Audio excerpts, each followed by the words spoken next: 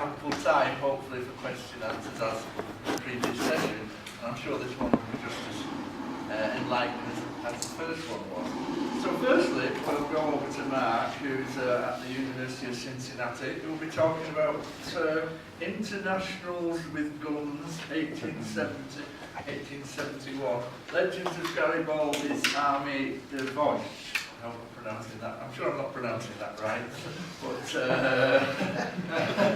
I'm sure Mark will do so. Anyway, over to you, Mark. You've got 20 minutes. We'll try to not cut you off abruptly, but we want. If I lose track, please feel free. Just realise we've got 20 minutes, and we'll indicate somehow. Okay. All right. Thank you. I should say to start with, this is in a sense. I'm now getting to do some things that I was interested in doing in graduate school, but was not in a position to do in graduate school. And, well, let me introduce the subject here. Over half a century before the militants of the Communist and Socialist Internationals and the anarchists took up arms to save the Spanish Republic from the fascists, members of the First International volunteered to defend a beleaguered new French Republic. Paul Lafargue later claimed that the International in all countries had considered it its duty to prevent the crushing of the French Republic by Bismarck's troops, adding that in practice, quote, internationals fought under Garibaldi, end quote, in his multinational Armée de Vosges. Lafargue's description is one side of the historical memory, the legend, if you will, about this particular event. I sort of wound up being drawn to this because when I was much younger in graduate school, I found out a very strange thing about the First International in the United States.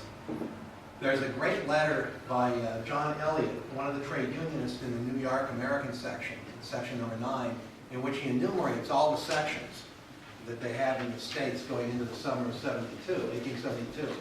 And when you actually add them up, there's about 50.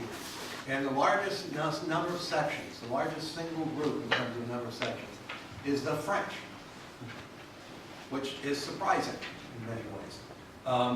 Most of the literature on the International in the States focuses on the Germans, understandably, it's the Marx connection, and because these organizations have been there for some time before they join the International, and they're going to be there after the International is gone. And of course, the Americans recently started to get some serious attention. I was writing about it, Paul Buell, Timothy Messer-Cruz, Yankee International. But the thing is, how much of a grasp can we actually get on the International if the largest single body of sections is pretty much left open, right? So I spent a lot of time in graduate school telling people I knew who were reading French, you gotta look at this, you gotta look at this, you gotta help us figure this out, and they never paid any attention.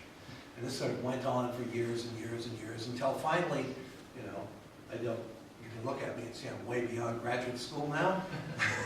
And out of sheer desperation, I sort of took it on myself. In the interim, I was always interested in this dialectic between nationalism and internationalism and between republicanism and socialism. This focus in terms of the middle of the 19th century, the period of the First International. And what that means if you're doing American history, and I was doing American history because that's where I was and that's where, it's easiest to get to the sources, you wind up being sort of drawn into the social history of the Civil War period, which is fascinating. There's been a lot of fascinating new literature on that coming out. But you start to realize at a certain point why people become interested in something like war, whether it's the Civil War, the Franco-Prussian War, or the World Wars. It is this image that you're learning something absolutely objective, right? Not in terms of the, ideology or anything like that, but when they can tell you, so many bullets, so many people, so many, And the thing that you realize when you start looking at it close is this is really like the essence of the great humbug for the entire thing. There's absolutely no way that those numbers are credible. After having looked at all sorts of things in the Civil War, you would find things like a battle that takes place, and you look at the official Confederate reports, they give you casualty figures, and then you look at the Union reports, and they're burying like 10 times as many dead Confederates as they said they lost in the battle.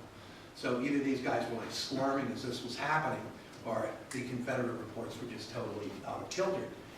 And I'm not surprised to find that would take place in other wars as well.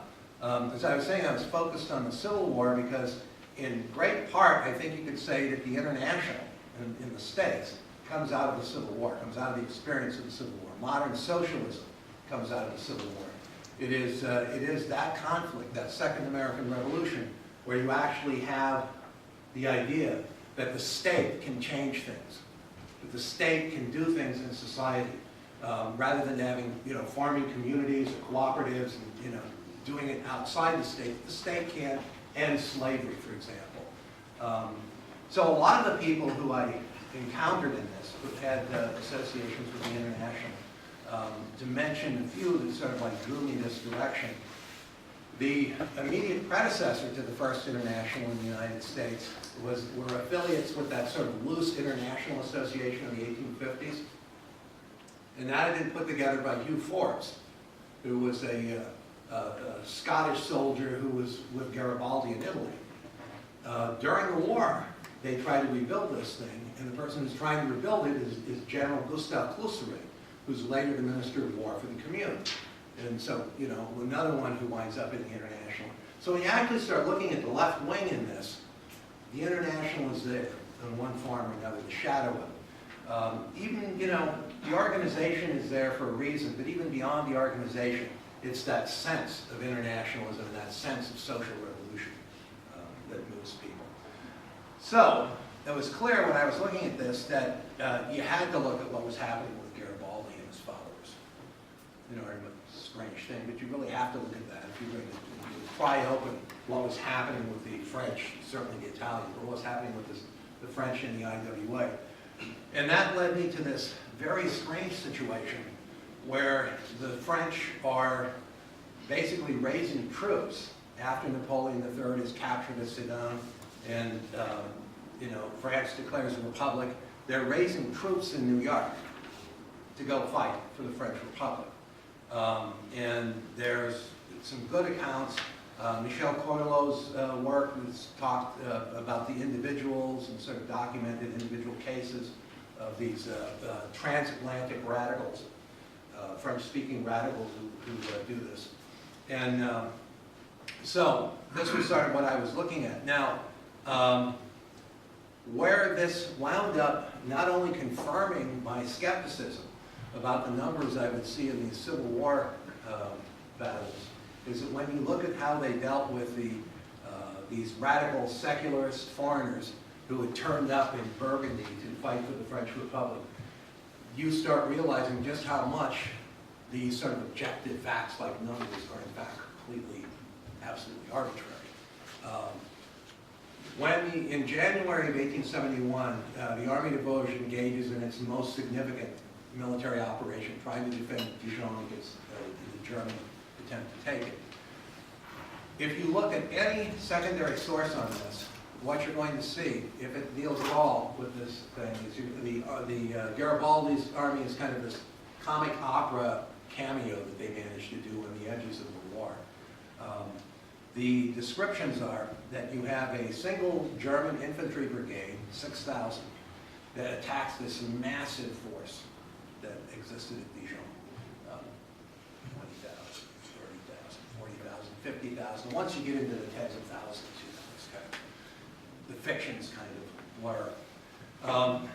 What is interesting is I wanted to see how much of this was actually just hot air.